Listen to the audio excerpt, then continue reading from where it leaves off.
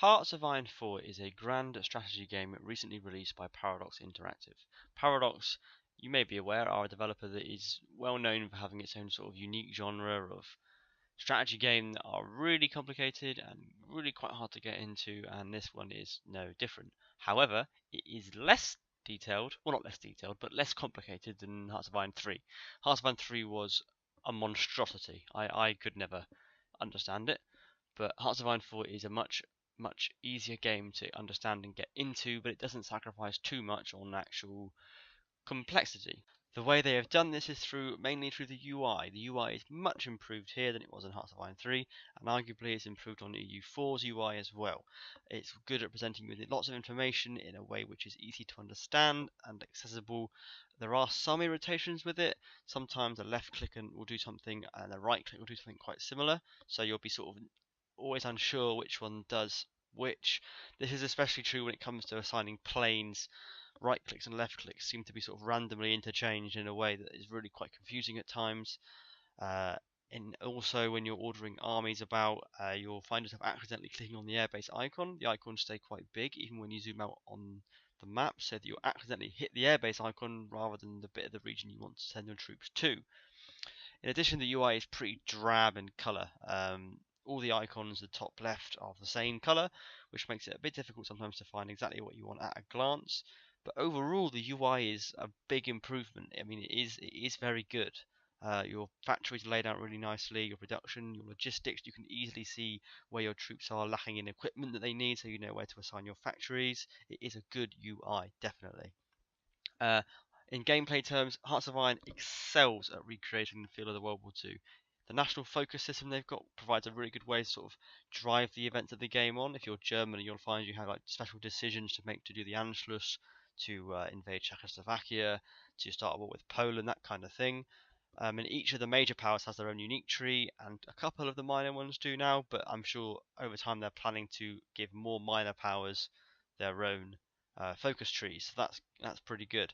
Um, Also, Hearts of Iron 4 is really good at giving you the same strategic dilemmas that historical figures you're playing confronted back during the Second World War.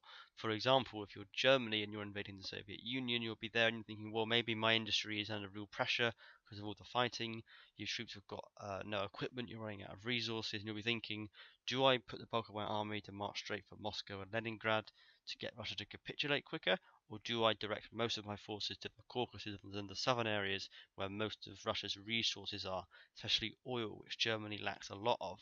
So it's that kind of thing which is really interesting, that you end up making the same choices and making the same decisions that historical figures made. So things like production and industry and resources are the most important things in this game, and those were the most important things for winning World War II historically. So that's a really good thing. The game can't be completely historically accurate, but thematically and in broad terms, it is pretty close to the actuality. I would say commanding armies is probably the most lackluster part of the game at the moment. There is a cool little battle plan system which allows you to do pretty detailed plans of different units, but the actual command system is pretty weak, to be honest.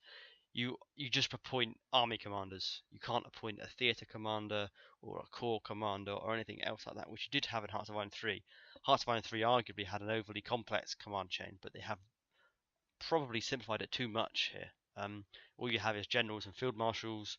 Field marshals can command an unlimited number of divisions, and armies generals can just command only 24. That's the only sort of distinction you have, which is a little bit of a shame, to be honest.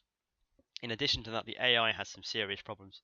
Um, Especially, I found the Germany AI, it will just like compulsively justify war goals against every nation it can, even down to tiny South American countries like El Salvador and Guatemala and Nicaragua. Germany will also fail to build up a significant air force. Seemingly, in the games I've played, often it will just sit as low as 500 planes in the middle of the war against the UK. So it's just like constantly having its industry ruined by bombing because it's got no fighters, and it just can't invade the UK even if it wanted to. Further AI problems can be found within your own armies. AI-controlled divisions often move around the front line at random, and they aren't really slow to attack sometimes. Like it'll just do a certain number of attacks, and then it's like the AI can't process anymore. I feel like that's a problem. But those sort of two things, the oversimplification and the AR, are the only two big gripes I have with the game. other little issues to do with the UI are not too much of a barrier, and they will probably be sorted out as it goes on. If you are interested in history, or you're someone who plays Paradox games and enjoys them, then this is a game that you will enjoy. It's a deep, enjoyable, addictive strategy game that does an excellent job of presenting you with the challenges that leaders faced during the period, and it gives you the means to overcome them. Rewriting history is fun. That's the truth of all games that you play around that sort of genre. But if you are new to the genre, the Paradox strategy game, just be careful, because it will take you several hours to properly understand the game's mechanics. And Hearts of Iron 4 does suffer from a lackluster tutorial. It's not a brilliant tutorial, which is, to be honest, it's disappointing after Stellaris' excellent one. But once you have the grasp of the game, it's hours of fun. I mean, who doesn't want to play as Greece, turn it fascist, and recreate Alexander the Great's empire? For me, Hearts of Iron 4 is going to be one of the best strategy games that comes out this year. Yes, it's got its problems. It's got its little niggles. Its UI is a bit dodgy sometimes. It's a bit drab, the colours. But overall, it is compelling. It's engaging. You feel like you're actually playing World War II. You're actually in history, and that's the whole point of this game. You can either experience World War II and try and win it for X country, or you can rewrite it and have a whole totally different world, and that's the beauty of all Paradox games. It's really, really good fun to play. If I'm to put a score on it, I'm going to give it 90 out of 100. It is really good gameplay. For me, anyway. People can criticize it, but for actual just having fun, which is what games are about, is right up there for me at the moment. Brilliant. I've been Adaway. This has been about a 6-minute review-ish, I think. Hopefully. 6 minutes. I think it's in 6 minutes. If you have enjoyed it, please leave a like, a comment, or a subscribe. I know it's maybe a little bit begging to say that, but it helps me. It helps my channel a lot.